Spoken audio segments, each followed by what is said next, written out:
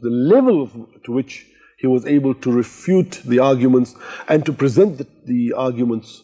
My brother, look, he had 10 minutes.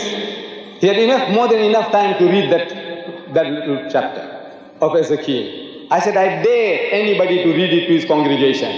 And I tell you, I dare you, you will not read it. Reason, because it is not the word of God. If it was the word of God, you would not be ashamed of it. If God Almighty was not ashamed to reveal the details of the whoredoms of those two sisters, I am asking, why should you be ashamed? Are you holier than God? Along with his prominence came more financial support. He was now able to open new doors. He moved the IPC to a much larger building. It soon became the IPCI, or Islamic Propagation Center International. This is his desk. This is where Sheikh Deedat used to sit. And that on this side is his personal secretary that used to sit there and take all notes for him. And on this side, he had, if he had more than 2 or 3 people, he would make them sit here. Or if there's a protracted discussion, something more intense, then he used to make them sit here. It was in this office that Ahmed Deedat received all types of people. Some were timid and others were fuming. Some came saying they had to deliver a personal message from God. Let me tell you what the God of above, the one I adore and I love, Allah be His name, be praised, has asked me to come and invite you to a very special function of a mixture of Jews, Christians and Muslims. It's going to be an unusual celebration in the sense that it is a party, and we're going to have tea and cake first. And then after the tea and cake, we're going to have some dancing. And some singing. But the message could sometimes turn into trauma. It must have been one of the few times in Ahmed Deedat's life when he was nearly speechless. Because I'm tired of the fighting. I've had enough. Yeah, we are so near and yet so far. I've had enough. More especially the Jews and the Muslims. I know, so close. They're brothers and they keep fighting. And I can't handle it anymore in my life because I've been torn between them wherever I go. And I told the Lord, I've had enough. Please don't do it to me anymore. I love Allah, but I love God, who's Jehovah to the Jews. One of the most memorable visitors here was the head of a Catholic church body, Mr. Dawood Ngwane. To what do I owe this honor of your visit? Well, I wanted first of all to see you. You know, I was very much... He entered the office abruptly one day after discovering one of Ahmed Deedat's publications in his home. Look, it happened by coincidence because I was looking for a particular book in my son's bedroom.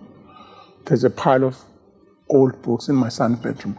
I was looking for a book that I wanted to use, and while looking for this book, I found this little booklet, and the title attracted my attention: Crucifixion or Crucifixion. I thought, what does it mean? So that day I read the booklet 3 times. I tell you that I couldn't put the book down during my supper time. I had the book in my hand when I was eating. I couldn't put it down. I saw this man's name at the end, his address, and I thought, let me go and see this man. At first, they wouldn't let me see him, because when I came, they said, do you have an appointment? I said, no, I have no appointment. They said, no, you can't see him. I said, no, I must see him. The receptionist in front then telephoned him and he said, there's a man, he insists on seeing him. And he said, send him in. You know, I was very much interested in what you wrote. I like what you wrote, and it makes sense. It makes a lot of sense. I'm a Christian. And I put the book in front of me. That little book. I said, what do you mean? What do you mean Christ was not crucified? He said, you read that book? I said, yes, I read the book. He said, didn't you find out why I say he wasn't crucified?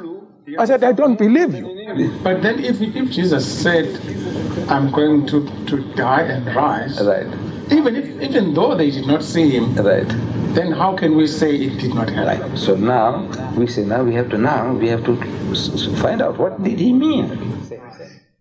He said, you fool, you are a Zulu, I said, yes, I'm a Zulu. He said, your forefathers believed in one God, Mvelingang, and today you believe in 3 gods.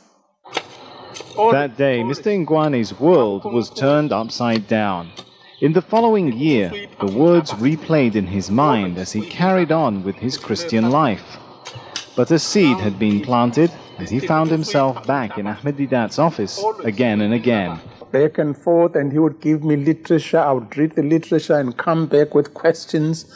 And I tell you, he would answer my question. I would come through that door thinking, today I'm going to get him. He would just laugh at me. Dawood eventually realized his beliefs had changed. He resigned as head of the Family Life Committee at his church. At the age of 63, he began a new life as a Muslim. But he was never able to have another conversation with Ahmed Deedat at the IPCI. You are telling us that the Bible... Because on May the 3rd, 1996, Ahmed Deedat's life was changed drastically. 40 different people wrote The vibrant, dynamic orator was violently catapulted into a body which no longer worked. He didn't send a book down. He suffered a stroke which left him completely paralyzed from the neck down. And 6 years ago, he suffered a stroke which was known as a lock-in syndrome. Lock-in syndrome is that my father can hear, understand, feel everything. But it is difficult for him to communicate. Very difficult. As you see, that he is totally paralyzed, unable to move any of his features, nothing at all. He is also cannot swallow, he cannot eat, but he can smell. He can taste. If you give him ice cream, he can enjoy a taste of ice cream. But the difficulty is to swallow. The only food which enters Ahmed Deedat's body today is a liquid nutrient called movokol. He is fed through a rubber tube which goes directly into his stomach. The stomach acids are so strong that the tube has to be changed once a month. And the doctor that changes the tube is an 80 years old angel that changes the tube. No doctor has come here to attend to my father. She is the doctor and she is the mother. Mrs. Deedat, with hardly any formal education, tends to her husband's needs as if she were one of the world's top physicians. She took charge shortly after Ahmed was flown to Saudi Arabia for special medical attention. She learned from the nurses in Riyadh and helped them as they did their work routine. The first thing in the morning, I check his blood because he's also diabetic. I give him injections and I change his clothes. Then I give him the movokol so he will have food in his stomach. I also do the necessities in the kitchen. Every day his skin undergoes oiling and jet therapy to prevent sores from developing. In 6 years, he has never acquired one bedsore. Although Ahmed can no longer speak, his family members can understand when he needs something. Sometimes he makes his eyes roll over like this, signaling, "Clean my nose." Or I can tell when he wants the air conditioner on. I can just tell. He can communicate with others as well by coordinating his eye movements with an alphabetical chart. I called out the rows individually, and my father, with the blinking of the eye, watch his face. Give me a yes, Papa. That's a yes. Give me a no. That's no. If a man can tell you yes or no, and if you give him leading questions, surely he can speak. And speak he does. He indicated the moment our camera crew arrived that he wanted to give us a message. 1, 2, 3, M, N, O, P, up. 1, 2, 3, 4, S, T, the. Full stop. He said right now at 3:30 on the 17th of September 2002, and I read, "I am happy to see my brother from Dubai." And we, the TV crew, delivered a message in return, a message of greetings from people around the world, which prompted tears. I just spoke to her by telephone about... We weren't the only visitors on that day. A local acquaintance, Mr. Ayub, dropped by to talk about his recent publications. In that meeting, Ahmed spelled out a blunt message to his friend. It became obvious that Ahmed Deedat's sharp wit and sense of humor hadn't gone anywhere. 1, 2, 3, M-N-O-P. I am still waiting for your book on Antichrist, which you promised over 5 years ago. Answer. Sheikh, you please try and understand. I know this is the Antichrist is not an easy subject to deal with, but what has happened is that with so much that was... As the excuses went on and on, Ahmed had a good hard laugh. Alhamdulillah, my father in this position is visited by the world. One of his most memorable visits was when a familiar face showed up and greeted him, this time as a Muslim. When I decided that I'm going to become a Muslim, I woke up in the morning and I told my wife that I'm going to convert to become a Muslim. And I went to the IPCI to go and see you, to tell you. I thought I was going to break the good news to you. And on that day, when I came at the IPCI, they told me, you were sick and you are paralyzed. On that day. Today, they watched the video of that first day when Dawood walked into Ahmed's office demanding answers. It's strange for both of them to look back on that day now. Each man lived a completely different life back then. And while the peaks in his life appear to be over, Ahmed still looks forward to the day when he is able to move and speak again. He says the first thing he'll do is tour the Arab world once again.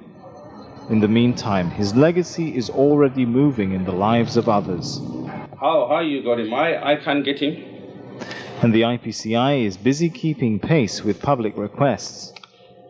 It receives scores of phone calls, letters, emails and faxes each day. We are so well known here that even if the people don't write our address, they just write Sheikh Ahmed Deedat Durban or IPCI Durban, it has to reach us. The IPCI is currently in debt and internal politics have hindered the organization in recent years. To tell me whether you have a message for me to take. You have. 1, Yes. A, B, C, D, E, F. 1, 2, 3, M, N, O, P. 1, 2, G, H, I, J, K, L. Please. 1, 2, 3, M, N, O, P, propagate.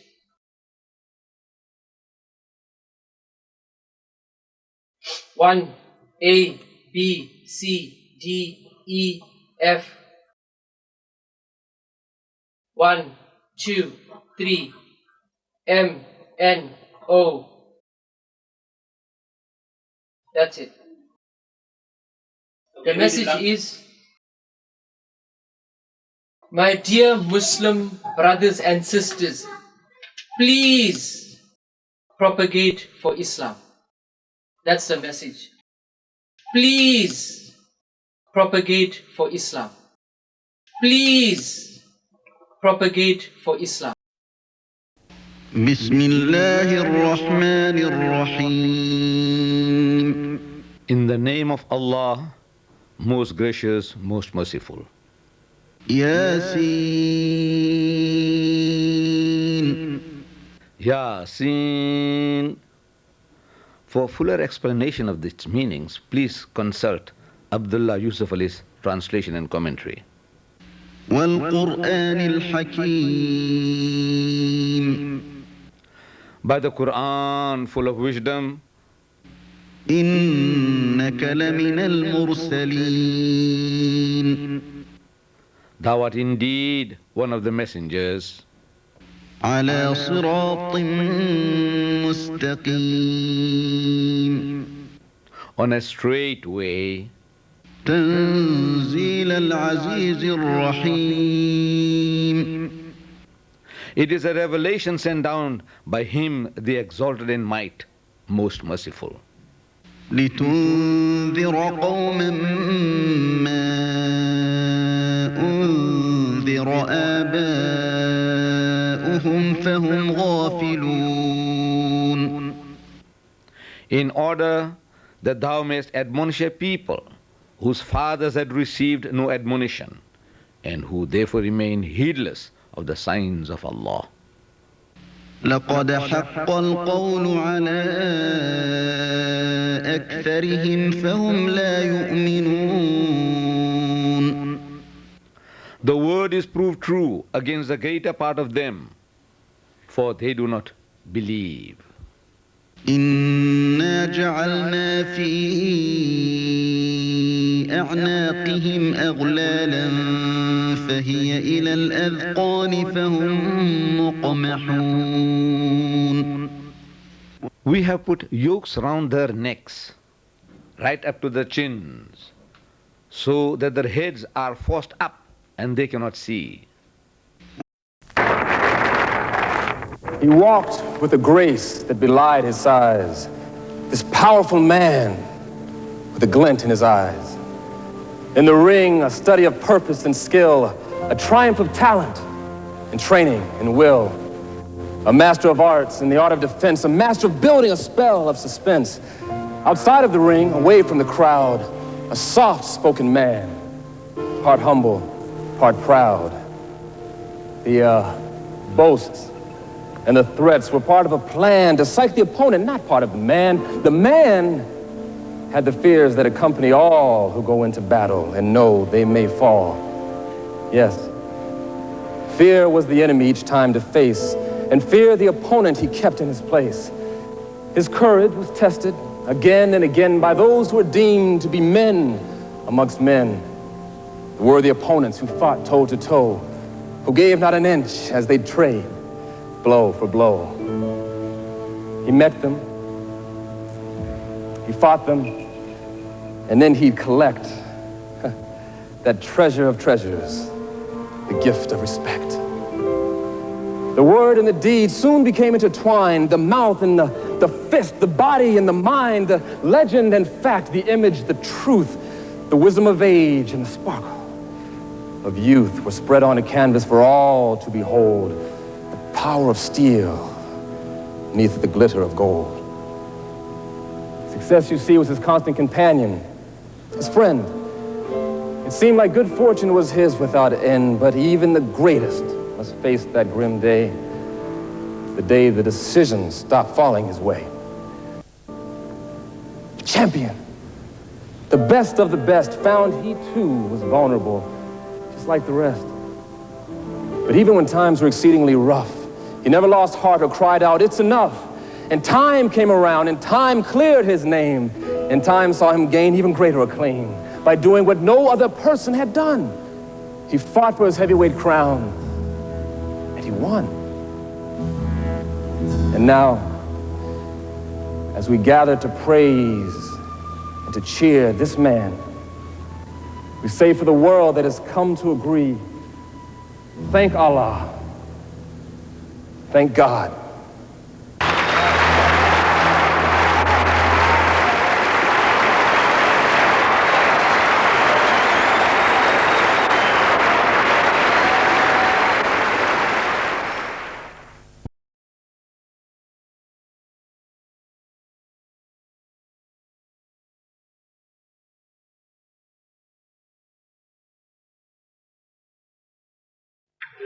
Bismillahirrahmanirrahim.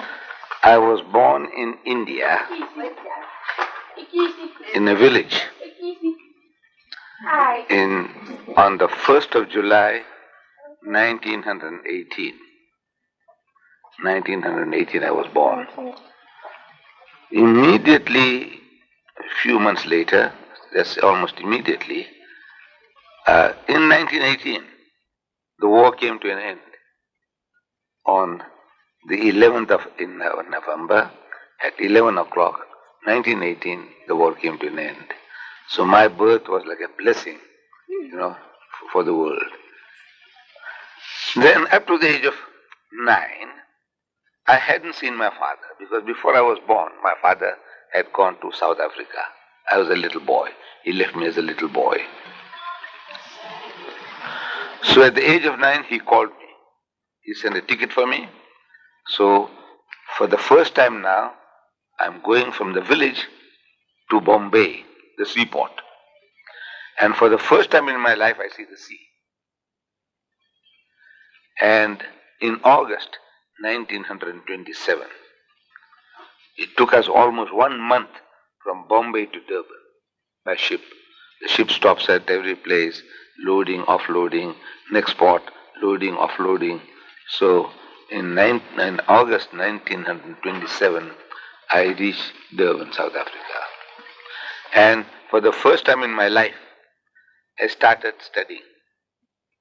First time in my life, I heard the word A, B, C, D. For the first time in my life, I heard the word yes, no. Before the age of 9, I didn't know the word yes, I didn't know the word no. So I started studying, started going to school, A, B, C, D, in Arabic, G, K, G, and Urdu. I started 4 languages at the same time. Well, it was quite a heavy thing, because just starting all of a sudden. But by the time I reached standard 4, I became the top of my class. Standard 4. The half-yearly exam, I came out first. So they put me in 5. At the end of the year, I had only studied with the standard 5 boys, standard 5 students. I had only studied for 6 months with them, but I beat the lot. They were studying standard 5 for 1 year, I studied for 6 months, and I beat the whole lot. I came out first again. I beat them. Then I went to 6, and at the end of the year I passed 6. And I went to college for 3 days. And I had no fees, so they kicked me out. So I started working in country shops. The first place I started work, I was getting £2 10 shillings a month. And when I started getting £5 a month, I wrote to my prospective father-in-law that now I can afford to get married to your daughter, Fatima. But to him it must have been a big joke, because he was a rich man. He was a rich man. However, I started working country shops, till I returned to Durban and started working for a furniture firm. Just when the war started, around 1940, I started working for a furniture firm, Simplex Furniture Factory, in the corner of Ellis Street and Grey Street corner. I started working there. I started off as a van driver, and soon I was promoted to become a lorry driver. From that I became a dispatch clerk. From that I became a clerk. I became a salesman. I became a manager of a furniture shop.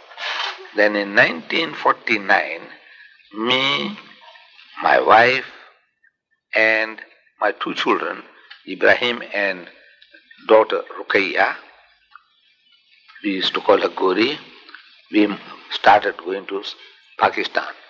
And we lived there for 3 years. We had a very good life there. And we returned to South Africa. And I started working again for the furniture firm and in the furniture trade. And then I started the Islamic Propagation Center. Okay. That was in 1957. I started the Islamic Propagation Center and carried on working, and until I reached a stage when I became a public lecturer, talking on religion. Which year you started your first lecture? First lecture, I think around 1940. While I was still a driver at the Simplex Furniture Factory, I delivered the lecture in the Avalon Theatre in Victoria Street. I had memorized. I had written a speech and I memorized it, and I delivered the speech. Then the public speaking contest in 1951, 52, 53, around that time. In every contest I participated, I won a trophy. In the first contest, I got trophy number 2, second trophy, second prize. In the second contest, I won the first prize. In the third contest, I won the third prize. I said, no more. That means going backwards now. See? First one I came out second. Second one I came out first. And third one, I came out third. I said, no good. I stopped now. And I started delivering lectures privately, small group of people. And gradually it went on to lecturing in the city hall of Durban, Johannesburg, Cape Town. Then we had some great debates. We had a great debate with the Dutch Reformed Church in which 30,000 people gathered at the Greenpoint Track in Cape Town around the 60s. And since then, going to America, to Britain, having debates with Jimmy Swaggart, one of the giants of Christianity, and with Professor Clark and Professor Simpkins, and on and on and on, alhamdulillah. And today I'm in charge. At the age of 78, I'm in charge of the IPC, Islamic Propagation Center International. I am the life chairman there, life president actually. I'm the life president, and I just returned from a very, very extensive and hectic tour of Australia, in which my granddaughter Nasreen was also with us. And she experienced the type of life that I'm leading. And I'm back home now, and I'm now looking forward to some further appointments. One with the SABC TV on the 8th of May. I'll be programmed there for the program Credo, which will appear on SABC TV.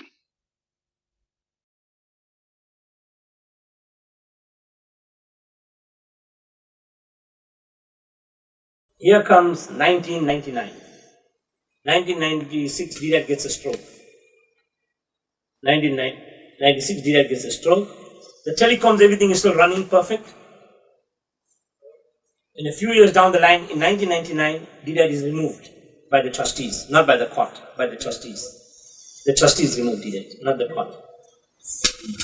The trustees removed Deedat. The court. He's not still president? No, he's kicked out. Well, the trustees, I asked them, they said that Sheikh Ahmed is still president. No. Right, hold on. Now just ask them. Are they lying? Ask them. Are they lying, Sheikh? Yeah, Muslims were lying to you. They're misleading everyone. They're lying. Deedat is nothing. Deedat got no say in the matter at all.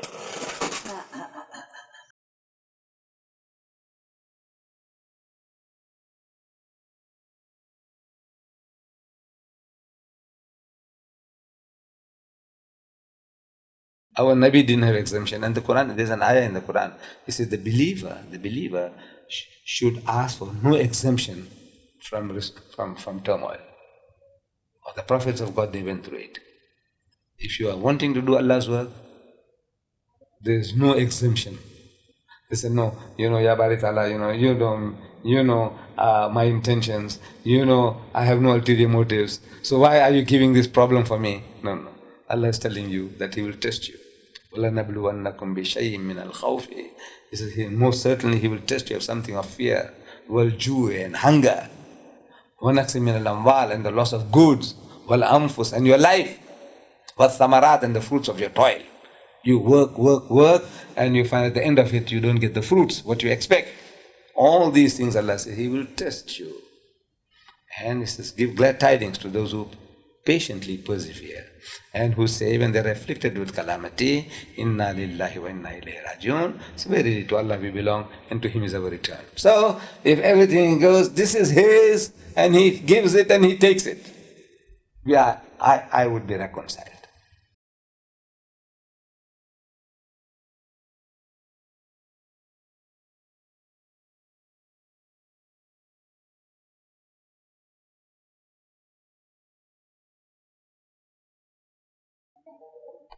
You know the brother Sami, who did the Dubai TV program. His mother wrote to us. Remember we spoke to your mother on the phone? So his mother sent a letter addressed to you, Sheikh Ahmed Deedat, posted from Dubai. But unfortunately she didn't give a forwarding address, so we can't write to her. So we'll just read the letter out, okay? Yasmin will read the letter out to you, okay?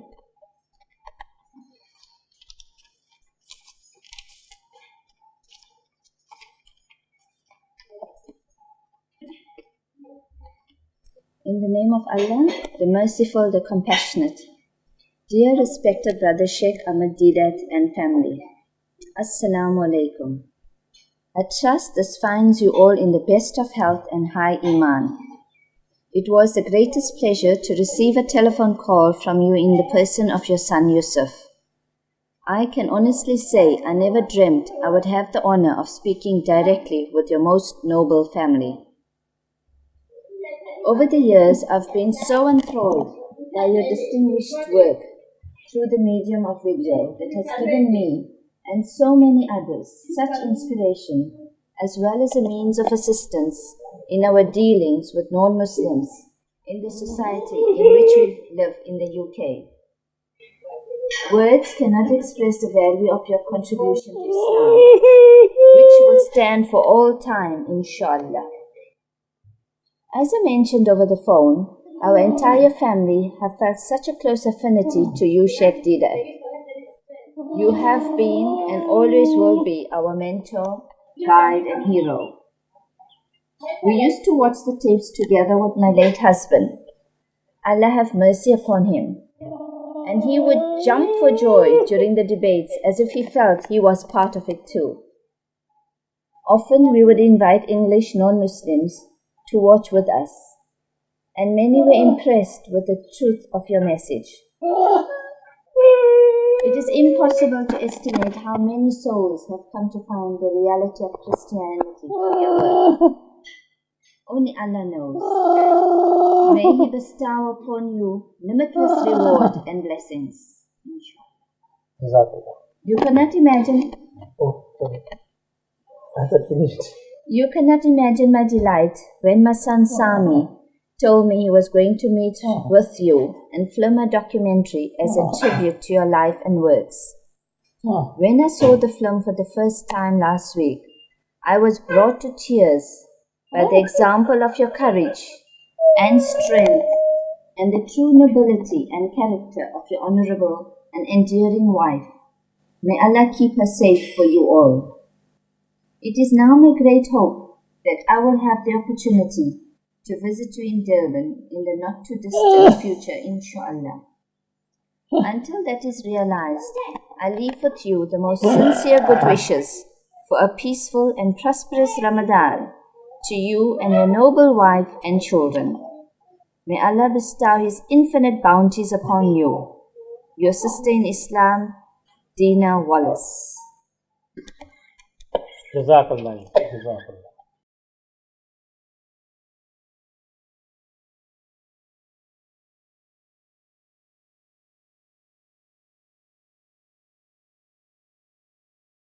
Deedat communicate. He also has a book in which he writes the daily events. Let me ask Yusuf if I can just have a look at it and maybe read some of the stuff that goes on here. Let's go to the 28th of December, which is today. He's talking to somebody at 11:35 a.m. My dear sons, now please note, listeners, it's important for you to know that this communication is done chiefly with the eyelids. It's the movement of the eyelids, and that movement of eyelids is tied up to a grid. So I think Yusuf Deedat stands next to him, and obviously of the years he knows exactly what goes on. So this is what has happened at 11:35 a.m. this morning. My dear sons, please arm yourselves with my books and propagate Islam to the non-Muslims. Subhanallah. This is a man, lying in bed at the age of 85, totally bedridden, but Islam and dawah work is still in his mind. He's got to be great. Then at about 2:30 a.m. I see Brother Salaji. He says that 2:30 p.m. Brother Salaji was the backbone of the IPC of 1957. So what he's doing, I think he's actually communicating. And as I'm talking to you now, he's responding totally and understands fully the communications that I'm having with you.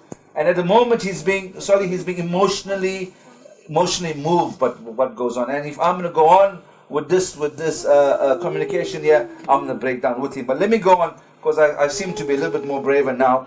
As the thing goes on this page, and this is a book. How many books do you have like this? Over 30. Yes, over 30. It's a black hardcover book in which he lists down all his communications that actually goes on.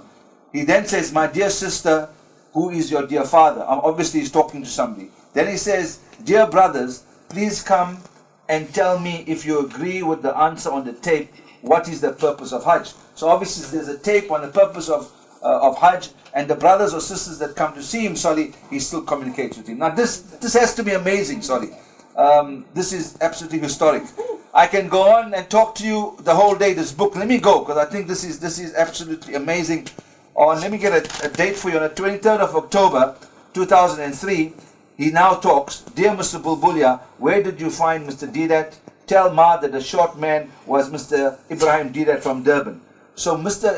Sheikh Ahmed Deedat communicates and understands fully what goes on. He recognized me, he recognized my program when I was in Iraq, so he is fully comprehended. And I think lots of people, we must still use Sheikh Ahmed Deedat in the propagation of our Islam and bring people here to talk to him and communicate with him and discuss with him, and if they got the guts to try and challenge him.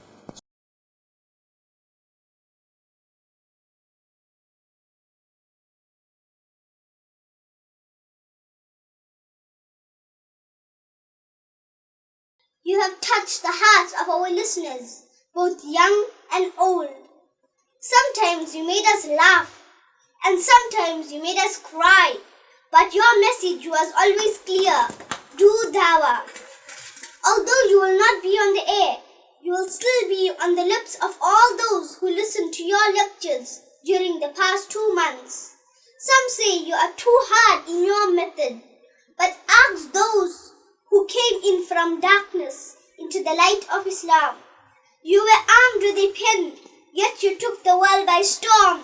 You gained the respect of the Middle East, and you earned your heavyweight crown when you took on America's giant, Jimmy Swaggart. You were the king of the stage, the best of the best.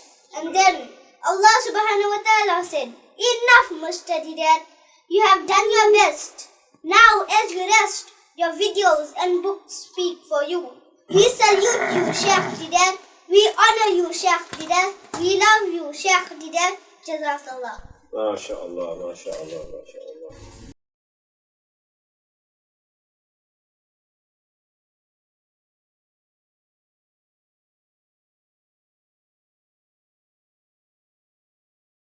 We're gonna learn one song, Salawat, from our album. I think it's from Shukur. Bismillah. وسلم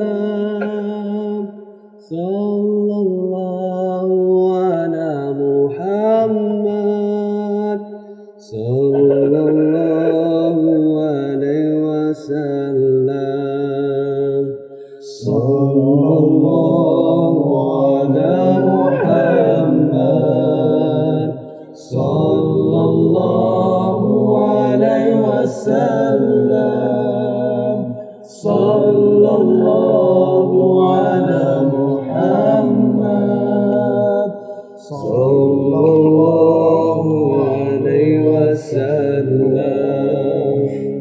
طلع البدر علينا من ثنيات الوداع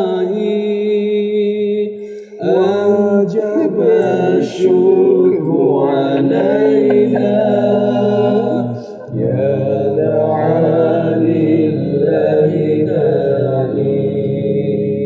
صلى الله على محمد صلى الله عليه وسلم صلى الله على محمد صلى الله عليه وسلم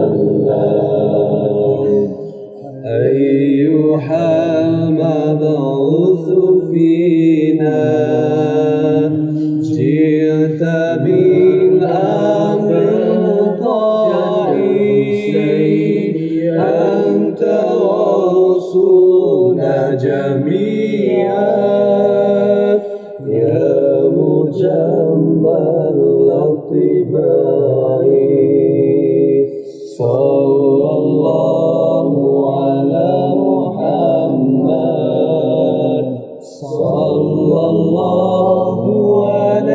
وسلم